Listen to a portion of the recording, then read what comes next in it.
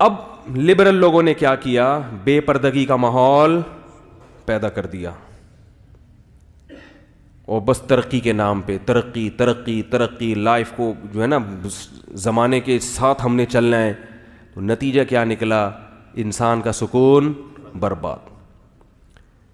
بار بار میں ایک نصیحت خواتین کو کرتا ہوں، کیونکہ جب پردے کی بات آئے نا کہ خواتین کو پردہ کرنا چاہیے، تو خواتین یہ کہتی ہیں، یہ سمجھتی ہیں کہ اسلام ہمیں پابندیوں میں جکڑ رہا ہے اور مردوں کو کیا کر رہا ہے؟ آزاد. وہ گھومیں اور ہم نہ گھومیں.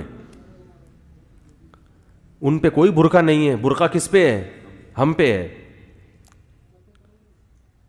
میں آپ سے ایک بات کہتا ہوں، میرے پاس خواتین کے فون آتے ہیں، 10 سے 11:15 کال ٹائمنگ ہے نا، تو ہر طرح کے فون آتے ہیں.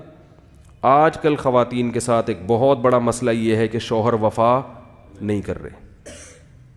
یہ بہت بڑی ٹینشن بن چکی ہے. پہلے تو یورپ میں تھی صرف یہ، امریکہ USA میں، اب یہاں بھی یہ بیماری. وہاں سارے خراب نہیں ہیں کہیں یہ سمجھنے کو یہ، لیکن بہت بڑے پیمانے پر یہ گڑبڑیں شروع ہو گئی ہیں کہ مرد اپنی بیوی سے وفا، ادھر بھی دوستی ادھر بھی دوستی ادھر بھی دوستی.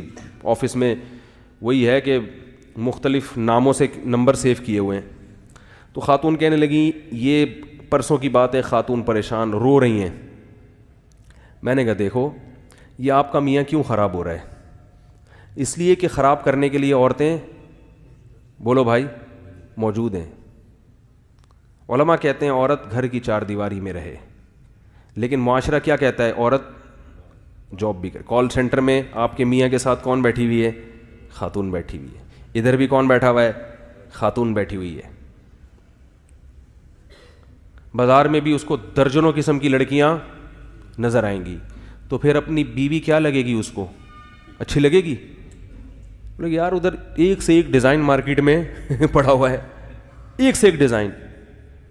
تو یہ جو شوہر کی توجہ بیوی کی طرف نہیں جا رہی، وہ گھر میں ٹائم نہیں دے رہا، وہ ادھر ادھر منہ مار رہا ہے، اس میں کس کا بڑا؟ یہ اس عورت کا گھر تباہ کرنے والی کون ہے؟ عورت ہی ہے نا. تو اسلام اس عورت کو پابند کر کے جو باہر گھوم رہی ہے، اس عورت کا مرتبہ اور حق بڑھا رہا ہے. اور جو لبرل لوگ ہیں وہ اس عورت کو آزاد کر کے اس عورت کا بیڑا غرق کر رہے ہیں.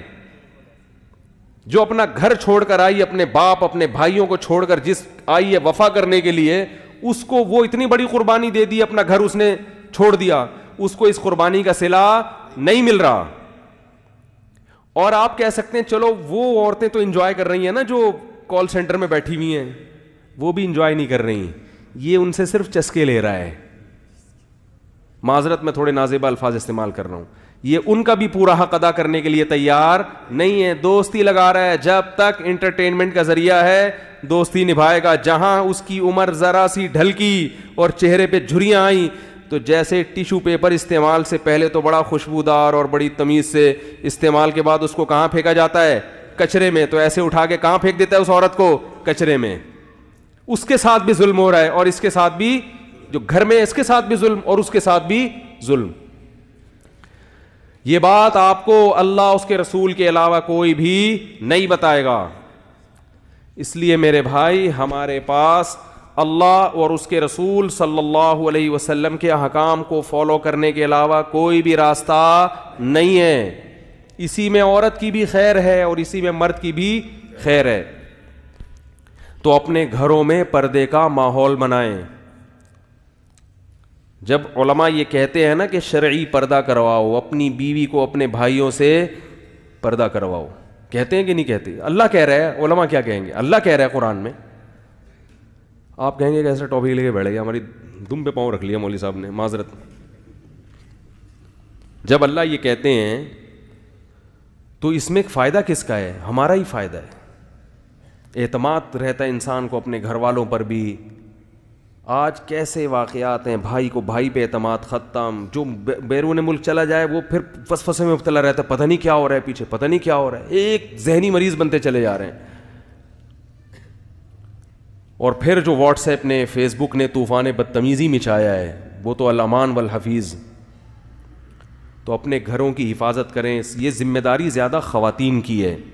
مرد کی ذمہ داری ہے اپنی آنکھوں کی حفاظت کرے، وہ وفا کرے.